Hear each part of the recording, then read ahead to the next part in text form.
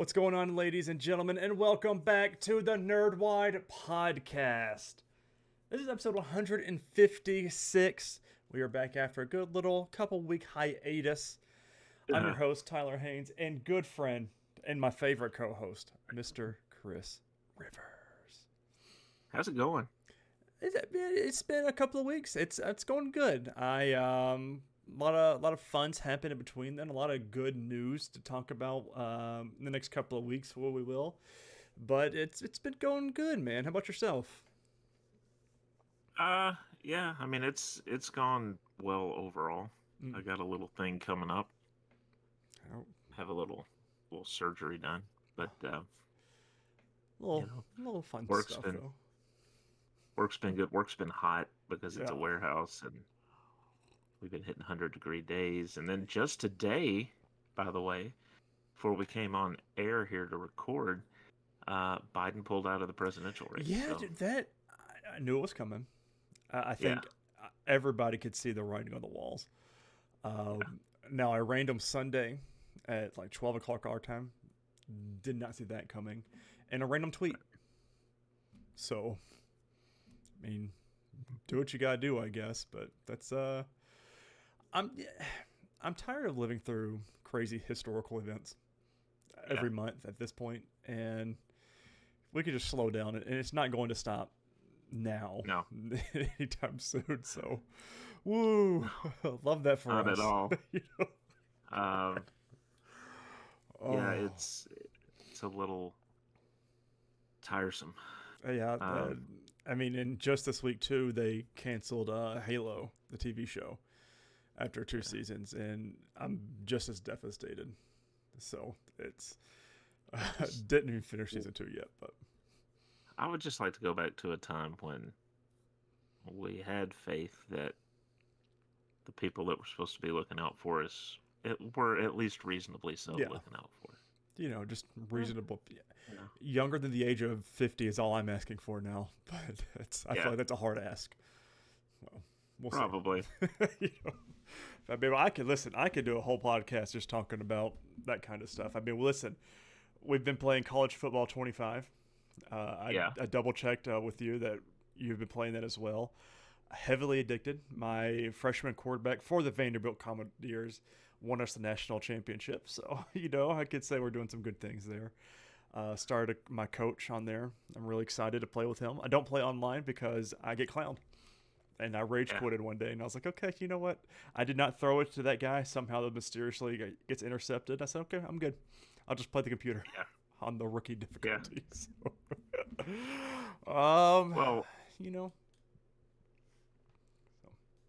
yeah, I started a coach career. So I've started off as the offensive coordinator mm, for the Buffalo Bulls, and we'll see where I go from there.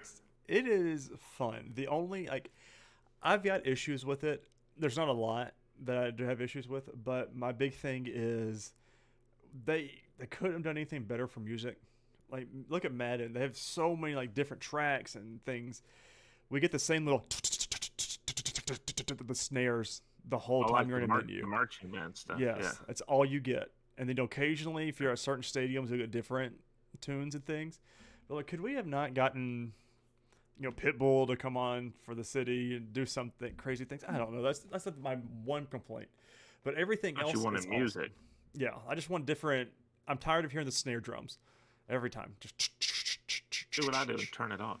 okay. Well, it's a good. I could do that too. Hearing Jesse Palmer say the same You could commentary over again works as well. you could turn the music off in game, turn the volume down on the game, and Oh, then just run Apple Music or Spotify all and right, listen listen to your own stuff. podcasts or something, and see. Yeah, Now you're thinking. This is why you get paid the big bucks, Chris. I Um, do. Wait, no, they didn't tell you, huh? am I supposed to be getting paid? No. Listen, a lot of news has happened the past couple of weeks, which we are going to talk about. Not this next week. The next episode, we are going to do our full boys review. Mhm. This week, we're going to talk about the last two episodes of X-Men 97 and the last two episodes of My Adventures with Superman Season 2, which bangers for all of them, Yeah. all four. And I'm really excited to actually finally talk about them with you, Chris. And So it's just gonna be a lot of fun. A lot of fun these next couple of weeks. Oh, it's storming here. Well, I'll be. Did I'm not gonna know tell you that was that supposed to happen. the X-Men episodes, I'm gonna do my. I'm probably gonna read along. I normally don't read along with you, but I'll probably read along with you because it's been a minute and I don't To jolt the remember memory. every little detail. It was crazy because I think this was the one that had. No, that was the last episode we watched. Had all of the cameos in it, like a Spider-Man and Silver Samurai and everything. I think they were in it again, but the cliffhanger they left us on. It's gonna be a lot of fun to talk Mm-hmm. about. We get a Superman and Lois trailer this weekend, by the way, so we are going to have to carve out some time for that. San Diego Yeah. Comic Con is happening this next coming up weekend, which coincidentally is the Olympics. I'm not saying it tracks together, but the Olympics best time of the year. So every 4 years, of course. Did you watch the Captain America trailer? I've stayed away from it as well. Good, excellent. I've learned. Because I watched it, and I want to get your reaction to it Okay. live. You know what? Let's get through the episode. We'll record that, and we'll. Okay.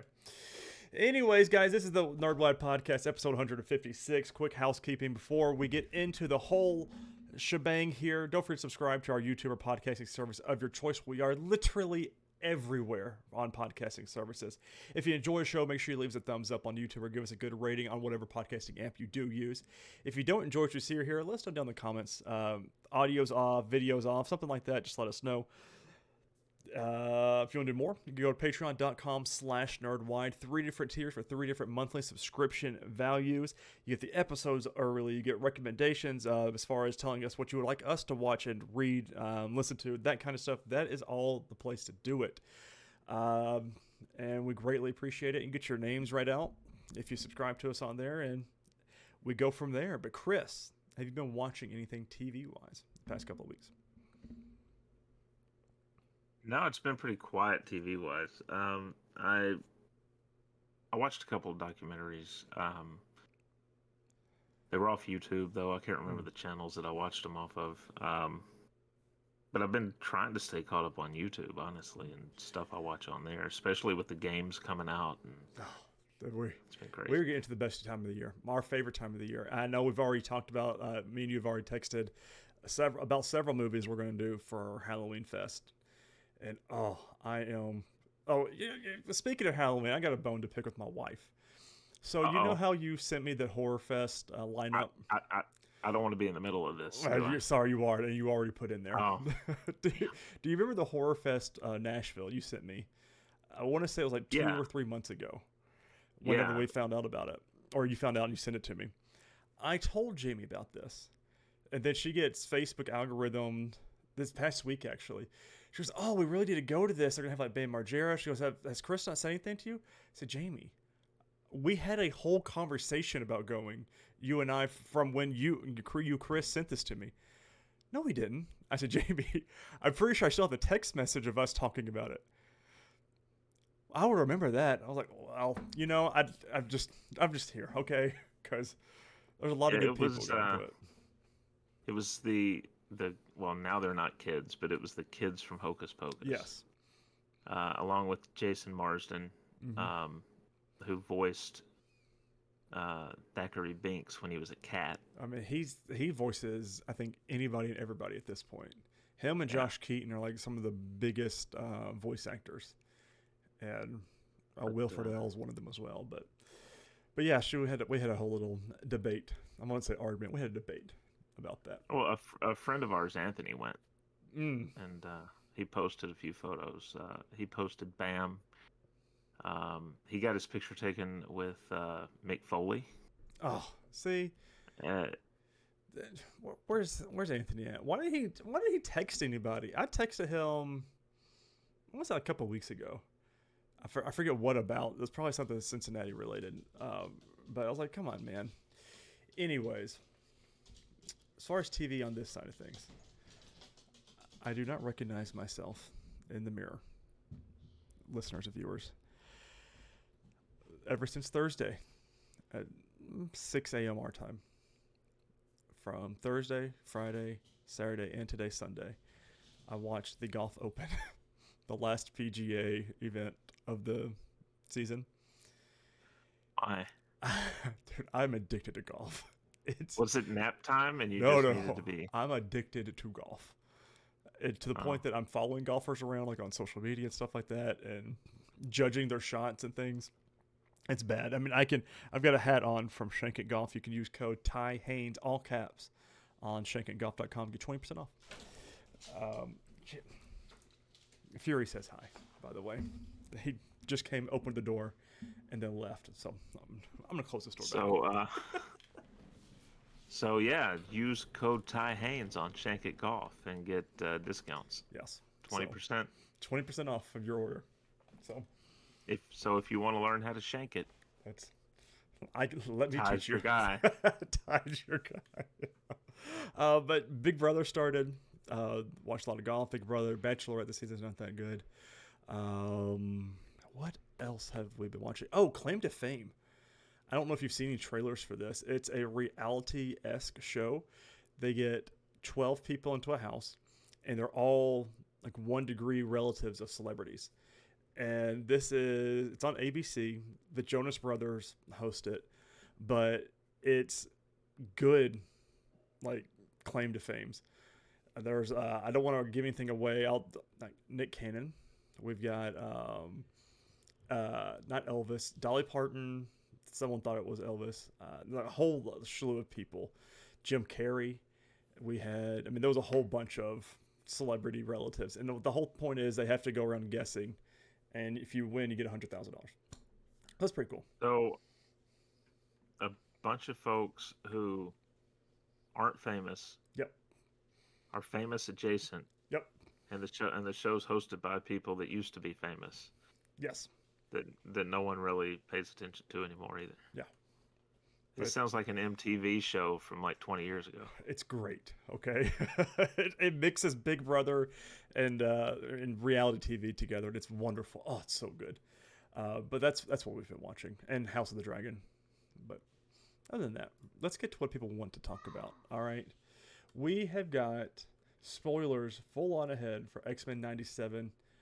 Tolerance is Extinction, Part 2 by Jenna Anderson on commonbook.com. Bastian cries as he takes his Sentinel mother's body to safety and tries to revive her. Charles wakes up in the destroyed mansion and gets back into his wheelchair, his signature wheelchair, might I add. Right. He and Scott disagree about recent events, with Charles arguing that he wanted Scott and Jean to have a chance to live a life of their own. Scott insists that he would still be an X-Men no matter what. Jubilee and Roberto are attacked by anti-mutant protesters until Storm and Forge intervene. The four of them are returned to the mansion where Jean reunites with Storm. The team sets out for Muir Island and tackle their next moves amid Magneto's blackout. They decide to split up, with one team tracking down Magneto and the other disabling Bastien's control of the Sentinels. Charles reveals that he nearly recruited Bastien to the original X-Men and that he believes Bastien might control the technology himself. Beast and Forge modify the scrambler they used on Jean during the Dark Phoenix saga for Bastien. Rogue wakes up and Nightcrawler tells her that Magneto has survived. Outside the mansion, Rogue criticizes Charles for ultimately causing Gambit's death. Magneto arrives using his powers to bring Asteroid M over the mansion, which was bad ass. Oh, so cool. Yeah. Like, just very intimidating. Just here, I'm just going to put this right on top of your school. Charles tries to reason with him, but is unsuccessful as Magneto is still upset about Genosha. And rightfully so, Magneto was right. He makes an offer. That was my 2 cents. He makes an offer to the X-Men to avoid more carnage and create a new Genosha. Rogue and Roberto follow him. At Moore Island, Scott has a heart-to-heart with Cable and gifts him a new X-Men costume. Charles meets with President Kelly and asks him to let the X-Men try to stop Magneto before the government intervenes. The X-Men suits up and splits up on their separate missions as Bastien commands an army of Sentinels to attack the team leading towards him. Jean and Storm have a heart-to-heart, promising each other to give it everything they've got against Bastien. Storm and Forge stay in the skies to fight the Sentinels, while Jean, Cable, Beast, and Morph make it to the ground. They fight a group of Sentinels, with Morph transforming into the Hulk. Very cool little cameo there. Jean is drawn away by Mr. Sinister, who fights her and sends her into the island's bowling alley. He begins to taunt her about the switch with Madeline and uses her powers to send him crashing across the alley. Meanwhile, the other team heads to Asteroid M and fights Magneto, Rogue, and Roberto. As this happens, Charles and Magneto argue about the situation, with Magneto putting a restraint on Charles's mouth and telling him to shut up. Charles physically tells Scott to help him with Magneto's helmet so he can manipulate his powers to save Earth. Morph transforms into Mr. Sinister to try to breach Bastion's fortress, but is unsuccessful. Bastion and the Sentinels incapacitate Beast and Morph. Sinister continues to taunt Jean and manipulates Cable to attack her. He uses his psychic abilities to seemingly destroy her, but not before she could get a psychic message out to Scott, telling him that she loves him. Scott tells Charles that they need more time. Charles telekinetically. Thank you, Lord. I thought I was going to get caught up on incapacitated. Sends a pulse through Magneto's body, but Magneto gets the upper hand and begins torturing Charles. Suddenly, Wolverine stabs his claws through Magneto's body, and Magneto retaliates by ripping the adamantium from Wolverine's veins. Well, what a way to end an episode. From his bones. Yeah. From his bones. And that was wonderful. Oh. Yeah. I've got that. I think I still somewhere have that issue where Wolverine's his adamantium's ripped from his bones. And yeah. Agonizing. It's like getting a bone marrow testing, but from every bone in your body all at one time. So, yeah. No thanks. Tolerance is Extinction, Part 3, Season 1 finale. What will you do when the power goes out? There we go. Sorry, there's an ad running on my computer. In a flashback in a wartime bar, Charles and Magnus debate about the existence of mutants and how to handle human-mutant relations. They reveal to each other that they're both mutants. We soon learn this flashback is actually a psychic construct from Charles trying to help Magnus survive following their conflict in this previous episode. Charles threatens to control Magnus to turn the power back on, even though it could destroy both of their minds in the process. Charles does it anyways in heroes throughout the world. Iron Man, Captain America, Daredevil, and Doctor Strange watch as the power is being restored. I love it. Just the small little cameos we get of these heroes is awesome. It was kind of cruel of him, though, to say Daredevil watched. Yeah, he sensed, heard the neon turn back on. Bastion and Sinister hold the X-Men on the island hostage. Bastion torments the X-Men and refuses to listen to their appeals to his humanity. And Bastion's Sentinels start attacking throughout the world at the heroes, including, here we go, Chris, Black Panther, Cloak, and Dagger. When that happened, I was, that Leonardo DiCaprio meme. He goes, oh. That's I saw that the whole time. I was like, I gotta rewatch that show. And then Alpha Flight, which I didn't recognize that one. He then tortures Cable over the loss of both Jean and Madeline until Jean reemerges from the water with the Phoenix Force. She temporarily puts the power dampening collar on Bastion, which shuts down the Sentinels and uses her powers to take away the mutant DNA causing Sinister's youth. This turns Sinister into an old man and frees Cable from his mind control, but Bastion is able to overcome the collar and steal Cable's metal arm. He beats him with it and then uses the advanced technology within to transform his exterior into something more powerful. He then heads to Asteroid M, planning to hurl it towards the Earth. Captain America and Black Panther try to talk President Kelly out of launching the Magneto protocols, which would be a nuke to Asteroid M. This just kept getting better. This whole episode just kept increasingly getting better, and just the small cameos and I love it. Which I'm a very big cameo guy. You put more cameos into things that I can recognize. I love it. When Bastion arrives at Asteroid M, Rogue begins fighting him in Gambit's memory. Roberto, now fully using his superhero codename of Sunspot, joins in to help. Bastion makes it inside Asteroid M's base and fights the rest of the X-Men, ultimately destroying part of his body in the process. Suddenly, a Sentinel arrives carrying Jean, Storm, Morph, and Beast. Scott tells the team to stop fighting Bastion and tries to reason with him. Bastion continues to express his hatred for humanity just as the nukes from the Magneto protocols head towards Asteroid M. Jean protects the team in a psychic bubble, but Bastion appears to die before he can get into it. Asteroid M begins hurtling towards Earth, and Scott considers staying behind to destroy the base before it could hit Earth. Instead, B suggests that the team utilize their powers together. Jean and Scott psychically project themselves to Cable to apologize for the mistakes and say goodbye. Heartbreaking. Cable expresses regret that he didn't get to grow up alongside the X-Men, but Jean insists that his spirit was always with them. Jean uses her powers to allow Cable to see Scott's real eyes and tells him that he loves him. Beautiful. Oh, so beautiful. Asteroid M continues to head towards Earth, Morph transform into Jean to ailing Logan that she loves him. Jubilee and Roberto join Forge and Val Cooper on Earth. Back in Charles' psychic construct, Magnus begins to lose his grasp of his memories. Charles reminds Magnus of the other people who have helped him through his pain: Rogue, Scarlet Witch, Quicksilver, and Polaris. Charles insists that they're like brothers to each other and promises that he will always be there for him. Magnus struggles to process his past with the Holocaust and the lack of memories he has of his parents. Charles insists that he and the X-Men can be Magnus' found family, and that helps Magnus suddenly remember everything.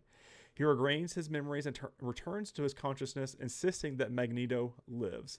He helps stop Asteroid M from hitting Earth, but suddenly the entire asteroid and everyone on it vanishes.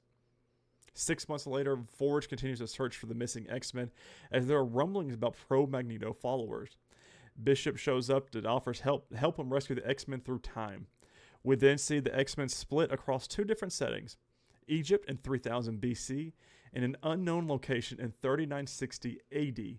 In Egypt, Rogue, Nightcrawler, Charles, Magneto, and Beast approach a hostile village and find a masked fighter who introduces himself as In Saber Nur. Over the dunes, they see a massive dome in place of where the pyramids once were, and in the future, Jean and Scott are greeted by followers of the clan Ascani, including a younger Cable. In the present day, Apocalypse arrives on Genosha and retrieves one of Gambit's playing cards. We're getting Apocalypse, baby. So we've got a lot of different threads going on here. Yeah. And it's going to be very exciting to see when the episodes actually comes out. I think next year or 2 years from now. But it's just, I miss the days when shows were released yearly. But you know. It was nice. You know. So, oh my lord. I am so sorry.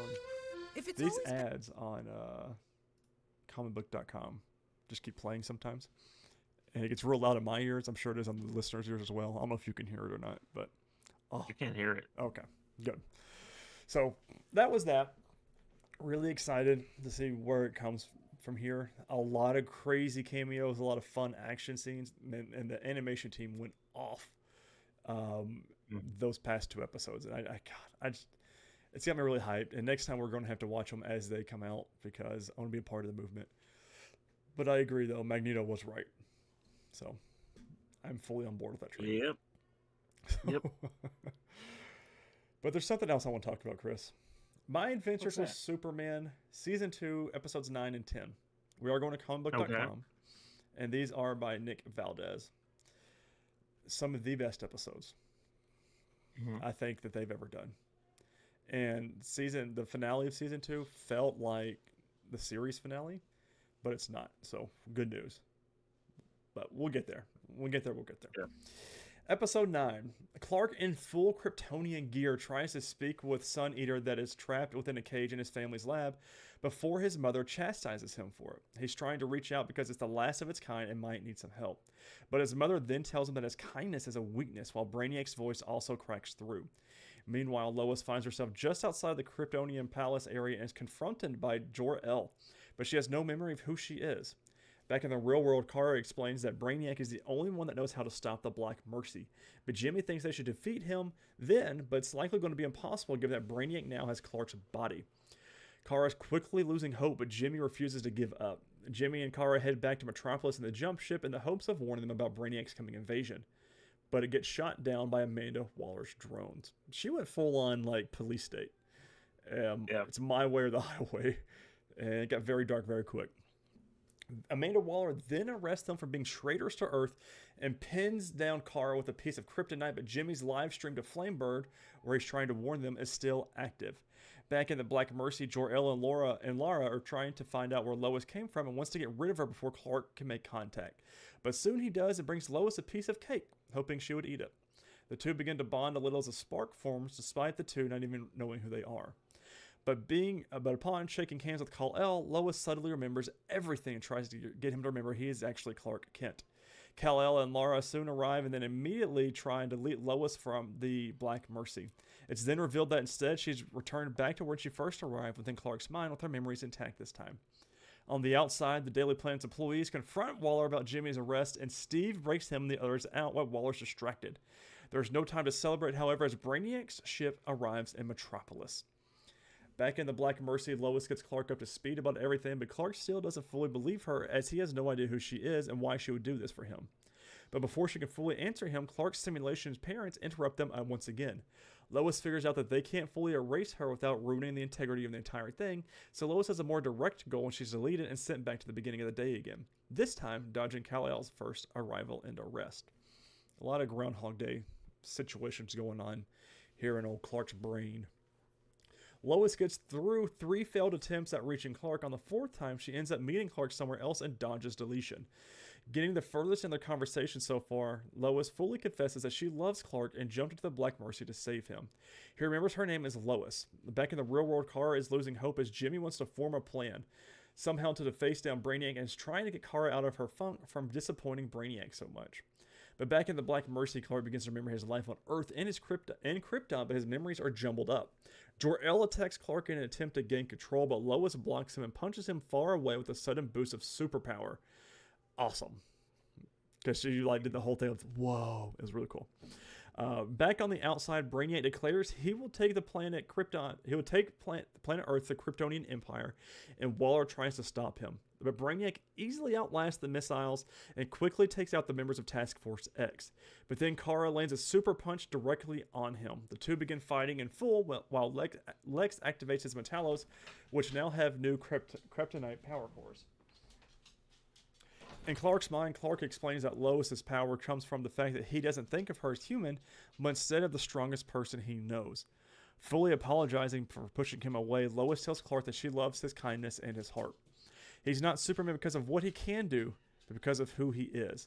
As the two of them kiss, they begin to glow and go back to being Clark and Lois that we know. Flying straight up, the two hit a barrier with the Black Mercy as Brainiac claims they won't escape. But the two of them, now confident in the power of one another and their love, start breaking through as the music swells. Phenomenal scene. Dear Lord, it was awesome. They break out the Black Mercy and Lois awakens back in the real world. Brainiac is shocked out of Clark's body, but he starts crashing back to Earth as Brainiac was also being shot at by the Metallos. Angered, Brainiac puts kryptonite shielding on himself and his drones and starts attacking the Earth in full. They easily destroy the Metallos and Brainiac fires a beam from his ship at full power. Kara blocks it and takes a great deal of damage. Brainiac fires once again, but Clark swoops in to block it. Brainiac, Superman's suit begins to fade away as Clark's red and blue comes back in. And it is revealed to be a completely new suit. And Clark is back to his old self again, but much stronger and much more confident than ever before. It took me a second to realize he had a new suit, but once it did and it kind of hung on it a little bit, I was like, this is new. And it was, so cool. And it looks like the symbol from the James Gunn Superman, the one that they're using. Yeah. And I was like, I like what we're doing here. God, the animation, again, through both of our shows have been phenomenal, every single episode. And this one and then the next one was, so good. But even before that, Brainiac takes full control. Brainiac takes full control of the Metallos and blasts Clark and Kara out of the sky. He now seeks to destroy the planet entirely as Clark and Kara are knocked out cold and defenseless. I'm going to let you know, the wait between today's episode and last week's episode was a real tough one for me because that one was so good. And I was like, where do we go from here for the finale? Yeah, It was really good. But let me tell you, after Clark and Kara are blasted by the Brainiac-controlled Metallos, Brainiac is ready to purge the Earth. Hank Crenshaw and the Air Force begin attacking Brainiac together with the military, but the Brainiac ship easily takes them all down. Lex can't shut down any of his Metallo creations, but Waller refuses to give up. Jimmy, Lois, and Steve are trying to escape and are soon saved by Dr. Irons, who says, hey, the others are on it when it comes to getting help to Superman. It's soon revealed to be Livewire, Heatwave, and the rest of the crew, along with General Lane, who saves Waller from a Metallo. Working together, the plan is for the others to clear away the Metallos while Clark and Kara make their way into Brainiac's ship and pull him into the mainframe to shut it down. Because Livewire and the others are using Kryptonian tech, they are also susceptible to correct the Kryptonite weaknesses, however. But Clark and Kara do make their way into Brainiac's throne room, but the villain is far from worried about being defeated, as he boasts that was all part of his plan. He then uses an override code to knock out Kara and begins explaining that the Kryptonian Empire actually set out to decommission him. He was built as a tool for war, but when their plans to sign a ceasefire and peace treaty, they were going to get rid of him. It's here he enacted a plan to activate Krypton's greatest weapon to destroy the planet. It was Brainiac that destroyed Krypton, but Jor-El figured this out and planned to save Clark before the planet was destroyed. But with the override, Brainiac now fully controlling Kara's body, and now Clark must fight her once again. Seeing the two start fighting, Lois and Jimmy head off to help them somehow, but Clark refuses to fight while Kara is unleashing her full power on him. With this, Brainiac then sends a full force of his ship and armada out to destroy Superman. As Clark cries over the fact that he's struggling to save someone in his family, he begins to think back to a better moment in his childhood, flying over the Kent farm. This helps to calm him down, and Clark begins to fight anew with resolve to somehow save his cousin. Clark then dodges all of Brainiac's weapons, making them destroy one another, and crashes down to Earth while holding Kara. Still refusing to fight, Clark instead hugs her as she cries while Brainiac tries to further brainwash her. This was a really cool scene because she went to punch him, and Superman looked like he was going to punch her, but instead holds her in a hug. And it was very well done how they did that this way. Let's see. Lois and Jimmy hug her as well, and three of them try to break Kara free from his brainwashing. In breaking free, Kara rushes up to Brainiac's ship and begins pushing it out of the atmosphere. With Clark's help, the two of them push the ship all the way into space. They attempt to hurl it into the sun, but before they can, Brainiac fuses with the ship with kryptonite. After this loss to Kara and Clark, Brainiac resigns himself to die by blasting them into the sun with a kryptonite-infused laser. Kara pushes Clark out of the way, takes the blast head-on before falling into the sun. Clark heads in after her because, of course, they are family. But the two can't escape from its gravitational pull. That is, until their bodies start to glow with golden light. Kara reveals that the sun is their power because they're Kryptonian, and the two begin to fly out. Covered in both red and blue electric energies, the two of them destroy Brainiac's ship. But then Brainiac launches himself at Kara for one final attack and cuts her beneath her eye with the Kryptonian blade. She then destroys Brainiac's body and holds onto a core from the inside of it. The core itself turns off and Kara begins to pass out. She hears the cheers of the people from Earth. But while they were in the sun, she gets her super suit too that matches Superman's. So good looking. I mean, they really went off with this one. And I was not expecting new super suits in season 2, but here we are. A few days after, Kara wakes up at the Kent farm, and Ma and Pa Kent are happy to finally meet her. Clark and Kara enjoy a game of catch as the credits begin to roll. We see Clark, Lois, and Jimmy giving a report at the Daily Planet about how Superman and Kara work together to save the planet and to reveal how things are moving on. Amanda Waller is a fugitive, and Wade is now working together with Lex at a new, much larger LexCorp. Meeting back on the Daily Planet rooftop, Lois and Clark finally have a conversation. Lois reveals she turned down Vicky's job offer despite Clark's offer to fly there and back, but she wants to make her career happen at the Daily Planet together with the man she loves. Sharing a kiss with Jimmy and Kara soon arrive as all four of them prepare to face an uncertain future together.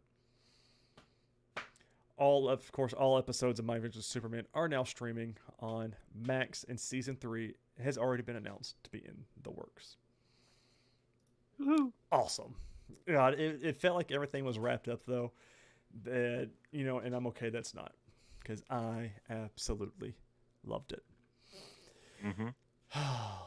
I can't wait. Jack Quaid. It's a good show. And we've got a lot more to talk about with him next week. Because Jack Quaid, just a great actor.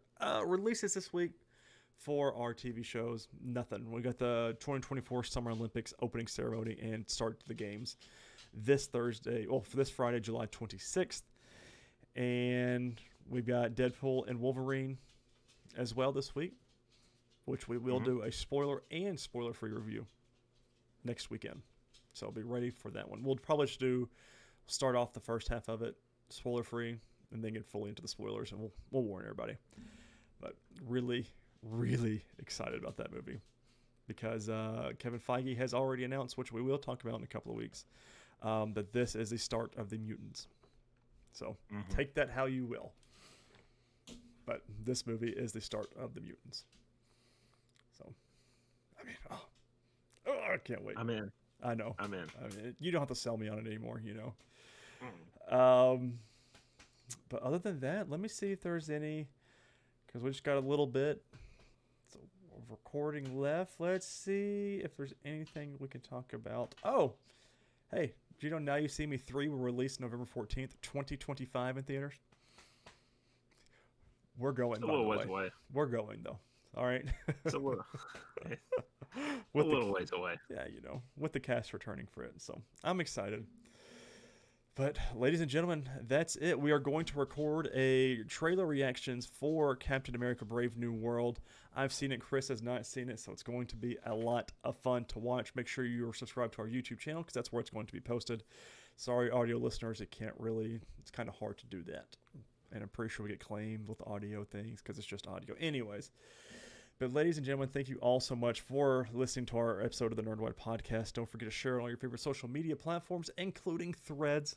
We are just at Nerdwide on Insta, Threads, Nerdwide Podcast on Facebook, and Nerd_Wide on Twitter. And don't forget to rate and review this on whatever podcasting service you do use. Make sure you subscribe to us on YouTube. But ladies and gentlemen, thank you so much for watching and listening, and we cannot wait to talk to you about Season 4 of The Boys next week. Until then, we'll see you then. Later, guys.